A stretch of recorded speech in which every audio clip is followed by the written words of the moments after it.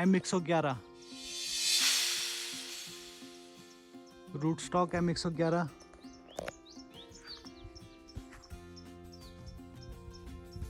Red blocks variety plantation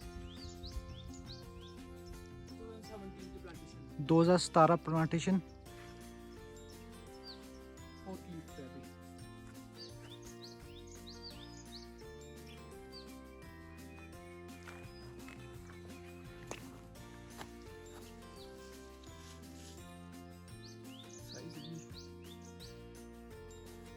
छोटा है काफी। रेड ब्लॉक्स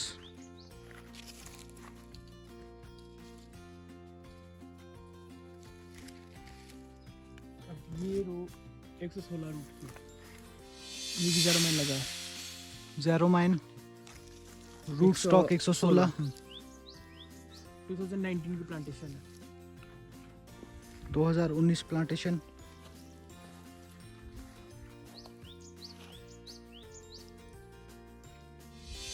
ये 2020 का ग्राफ्ट है और सेम ईयर इसमें फ्रूट भी आ चुका है।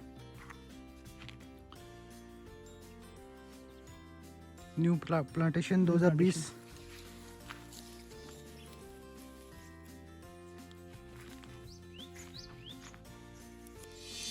मैंने 116 रूट पे।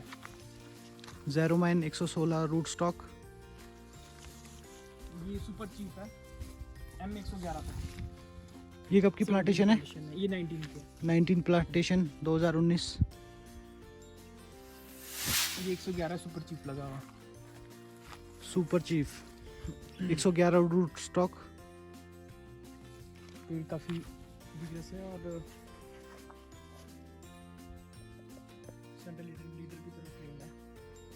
कब की प्लांटेशन बताई आपने? ये है 17 की। 2017 ये 17 का लगा हुआ है 111, हाँ। फिर भी खाली है। ये 19 का लगा हुआ है गाला, ये 116 रूट के ऊपर लगा हुआ है। आप वैरायटी कौन सी है देख गाला में? ये गाला है, ये है ग्लावल गाला है।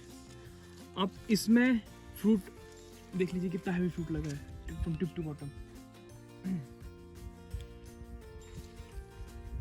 और बहुत ही अच्छी क्वालिटी, बहुत ही अच्छी क्वालिटी फ्रूट की। जबकि 2 साल का पेड़ होने के बावजूद भी इसमें काफ़ी अच्छा फ्रूट सेट हुआ है। यही सबसे बेस्ट चीज़ गाला की जो मुझे लगती है। आप इसको जी किसी भी रूट में लगाओ, चाहे आप इसको सीडलिंग में लगाओ, इसमें फ्रूट सेट हो ही जाता है और काफ़ी अच्छी क्वालिटी आती है। अगर आप इसको स्पेशली M7 और 116 के ऊपर अगर आप इसको लगाते हो तो काफ़ी अच्छी क्वालिटी आपको मिल जाती है। प्रोडक्शन भी लगभग हाँ, प्रोडक्शन भी लगभग बहुत अच्छी है इसकी। लेकिन 111 में आपको 5 to 6 ईयर वेट करना ही पड़ेगा। इतना बड़ा पेड़ होने के बावजूद भी, इतनी फ्लावटी कैनोपी होने के बावजूद भी टोटल प्लांट जो है खाली है। बिल्कुल खाली है। इसमें आपका एक ही फ्रूट लगा है, एक लगे 2 लगे, एक ही फ्रूट लगा हुआ है। 111 पूरा पेड़ खाली है। बट ये कि नेक्स्ट ईयर के लिए इसमें स्पर फॉर्मेशन अब हो रही है। नेक्स्ट ईयर ये आराम से 8 to 10 kgs दे सकता है। बट गालास आपके पास ये 116 के ऊपर ज़ेरोमाइन लगा हुआ और काफ़ी अच्छी ग्रोथ, फ्रूट शेप भी काफ़ी बढ़िया। 116 रूट स्टॉक ज़ेरोमाइन वैरायटी।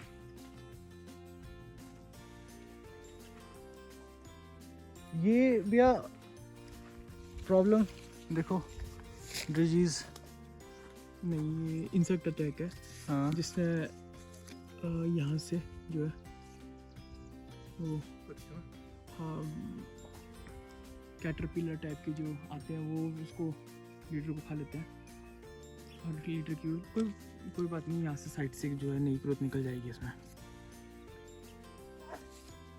पिछले 3 साल से इसमें इंसेक्टिसाइड, एक भी इंसेक्टिसाइड जो मैंने नहीं यूज़ किया इसमें। जी। हमें वैसे भी इंसेक्टिसाइड अवॉइड ही करनी चाहिए। जो थोड़े बहुत पेस्ट है उसको हम हाथ से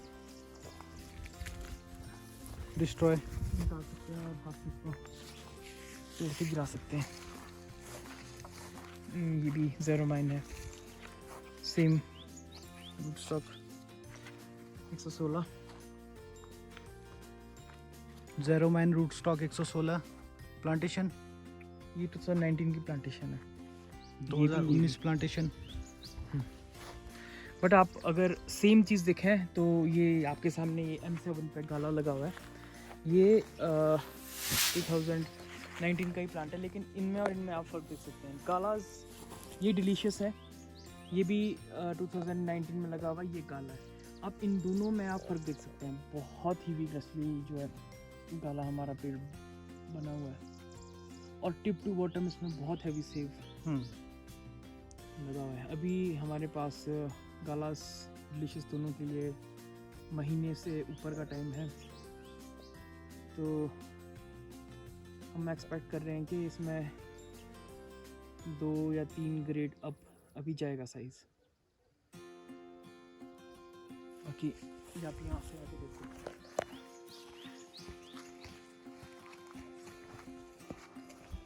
मुझे भी एक क्वेश्चन आया था कि क्या आप लोग 111, 106 M7 को टॉल स्पिंडल की तरह जैसा M9 रूट होता है, क्या आप इसको टॉल स्पिंडल की तरह डिज़ाइन कर सकते हैं ट्रेनिंग टूनिंग? तो मेरा जो एक्सपीरियंस बोलता है, अगर हम इसको टॉल स्पिंडल की तरह करेंगे, एक तो इसमें वीगर बहुत ज़्यादा है जी। हमें ये चीज़ समझने की ज़रूरत है कि जो ये कैनोपीज़ है, ये कैनोपीज़ M9 के लिए डिज़ाइन की गई है। अब वो डिज़ाइन इसीलिए की गई है क्योंकि उसमें ऑलरेडी वीगर बहुत कम है जी। M9 में अगर आपके पास कोई ब्रांच है, आप उसको बेंड करते हो, सपोज आपके पास ये ब्रांच है, आप इसको बेंड करते हो, तो उसमें क्या होता है, M9 में वीगर कम होने की वजह से वहाँ पे स्पर फॉर्मेशन में आती है जी। लेकिन 111, 116 में आपके पास क्या होगा, आपके पास वर्टिकल शूट्स निकल जाएंगे, वाटर शूट्स। ये चीज़ कंट्रोल करनी बहुत डिफिकल्ट होती है, स्पेशली अगर मैं 111 की बात करूँ। तो अगर इसको हम डिज़ाइन भी कर रहे हैं, फिर एक प्रॉब्लम इसमें ये भी आती है कि इसकी रूट्स उतने ज़्यादा मजबूत नहीं होते एज़ कम्पेयर टू सीडलिंग। तो वर्टिकल में क्या होता है, जैसे ही आप ब्रांचेस बेंड करोगे, लीडर एकदम से भाग के टॉप में चल जाएगा, और फिर जब आप ऊपर नॉचिंग दोगे, टोटल कैनोपी आपकी भर जाएगी, लेकिन वो बिल्कुल वर्टिकली बिल्कुल सीधा जा रहा है प्लांट। अब वो बिल्कुल जब सीधा जाएगा, उससे क्या होता है, उससे जो सेंटर ऑफ ग्रेविटी होती है प्लांट की, वो हल्की सी आपकी डिसबैलेंस हो जाती है अगर आप इसके साथ स्टेक्स नहीं लगा रहे हो। स्टेक्स बहुत ज़रूरी है अगर आप उसको डिज़ाइन करना चाह रहे हो।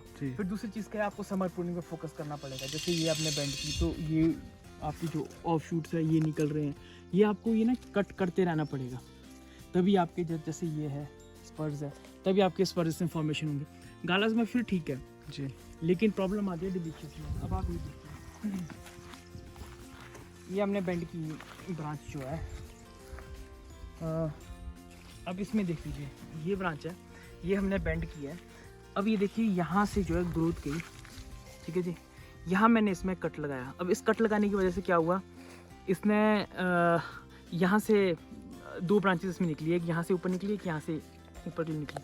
उसमें मैंने अगेन समर प्रूनिंग, इसमें 2 बार समर प्रूनिंग हुई है, 1, 2, और अब यहाँ भी देख सकते हैं। इसके बावजूद भी इसमें जो है हमारे पास ग्रोथ आ रही है। तो मेरे कहने का ये मतलब है कि अगर आप 111, 116, M7 जो भी आपका वीकनेस रूट स्टॉक है, इवन की सीडलिंग, अगर आप इसको ट्रेन करना चाह रहे हो, सीडलिंग अपने M9 की तरह टॉल स्पिंडल हो गया, आपको वर्टिकल एक्सेस हो गया, ये आपको फ्रूट वॉल हो गया, कोई भी अदर कैनोपीज, तो आपको वाटर जो शूट है इसके लिए आपको रेडी रहना पड़ेगा समर प्रूनिंग के लिए। तो अब जब इतनी मेहनत आपको करनी है, तो क्यों ना आप M9 रूट स्टॉक लगा लें उसके बदले। M9 रूट स्टॉक में क्या है, आपको प्रोडक्शन अर्ली आएगी। अभी इसके बाद हम अपने M9 वाले ब्लॉक में भी जाएंगे, आप वहाँ डिफरेंस देखिए। अगर मैं बड़े रूट स्टॉक की बात करूँ तो खाली गालास है जिसमें फ्रूट सेट हुआ है, काफ़ी अच्छा फ्रूट सेट हुआ है। जी जी, डिलीशियस में बहुत कम फ्रूट सेट है। जी जी जी। तो ऐसा नहीं है कि फ्रूट नहीं आएगा, बट टाइम लेगा। M7 106 3 से 4 साल लेंगे फ्रूटिंग के लिए, और 111 तो आई थिंक 5 to 6 ईयर के अंदर आप जो है उसमें फ्रूटिंग में आ सकते हो।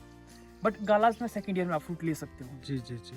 बट अगर आपने फ्रूट लिया, फिर वही बात है, आप अपने प्लांट को उतना बना नहीं पाओगे जितना आप बनाना चाह रहे हो। सीडलिंग पे गाला, सीडलिंग पर गाला बहुत अच्छा है, heavy thinning, aggressive heavy thinning लेगा। आपको अप्रॉक्सीमेटली उसमें 1/10 क्रॉप रखनी पड़ेगी। सपोज आपके पास 100 फ्रूट्स है, 90 फ्रूट्स आपको गिराने पड़ेंगे, 10 जी। फ्रूट्स आपको रखने पड़ेंगे, तब जाके आपकी कहीं जाके क्वालिटी बनेगी। जी जी अब सपोज आपके पास 1000 फ्रूट सेट हुआ, तो 1000 में से आपको गिरा के 900 गिरा के 100 फ्रूट्स रखने पड़ेंगे, उसके बाद जाके आपकी क्वालिटी बनेगी। जी जी जी अब आप प्रैक्टिकली सोचो, जब तक आपका पेड़ छोटा है आप उसको इजीली मैनेज कर सकते हो, लेकिन जब पेड़ आपका विगरसली भाग जाएगा आप उसको कैसे मैनेज करोगे? इसी सिचुएशन में M9 जो रूट स्टॉक है ये हमारे लिए एक बेनिफिट साबित हो सकता है, क्योंकि आप रूट स्टॉक आप M9 करें, उसके ऊपर आप गालास पे काम कर रहे हो, गालास ऑलरेडी वीगरस है, तो थोड़ा बहुत अगर वीगर आ भी जाएगा आप उसकी बेंडिंग करके उसको कंट्रोल इजीली कर सकते हो। M9 को काम डाउन करना ईजी है जी जी जी as compare to other root stock. अब सेम चीज़ वही यहाँ पे भी आप देख सकते हैं, ये हमने बेंड किया है और साथ से वाटर शीट ऊपर को निकल गए हुए हैं काफ़ी। तो इस चीज़ को बचाने के लिए सबसे बेस्ट चीज़ जो मुझे लगती है वो यही है कि आप या तो इसको सेंटर लीडर की तरह ट्रेन करो, जैसा हमारा एग्जिस्टिंग जो सीडलिंग में एग्जिस्टिंग जो हमारी कैनोपी थी, जी या तो हम इसको उस तरीके से ट्राई करें। बहुत सारे ग्रोवर्स हैं जो नई नई प्रैक्टिसेस कर रहे हैं कैनोपी के रिगार्डिंग, बट मेरी समझ में वो चीज़ वर्थलेस है। वो इसलिए मैं कह रहा हूँ वर्थलेस, क्योंकि आपको एफर्ट भी तो पुट इन करना पड़ रहा है उस चीज़ के लिए। बिल्कुल आप महीने में आप अगर आपको 2 बार समर प्रूनिंग के लिए बगीचे में उतरना पड़े, आपके पास 1000 प्लांट है, तो महीने में आप 2000 बार तो आप समर प्रूनिंग के लिए चले गए। जी जी उसके जी। बाद और चीज़ है, न्यूट्रिशन है, हर चीज़ है, आपको वो चीज़ भी मैनेज करनी है। मेरी समझ में सबसे बेस्ट कैनोपी जो मैं समझता हूँ सेंटर लीडर है। टॉल स्पिंडल आप देख सकते हैं, टॉल स्पिंडल की तरह डिज़ाइन किया है, प्लांट बिल्कुल स्ट्रेट गया हुआ है और इसको टॉल स्पिंडल की तरह ट्रेन किया है। ठीक है, बट प्रॉब्लम इसमें मुझे काफ़ी नज़र आ रही है। लो हाइट में तो बहुत वीकर है, हाइट में फिर भी वीकर आपका कंट्रोल हो जाता है, बट लो हाइट में बहुत वीकर है।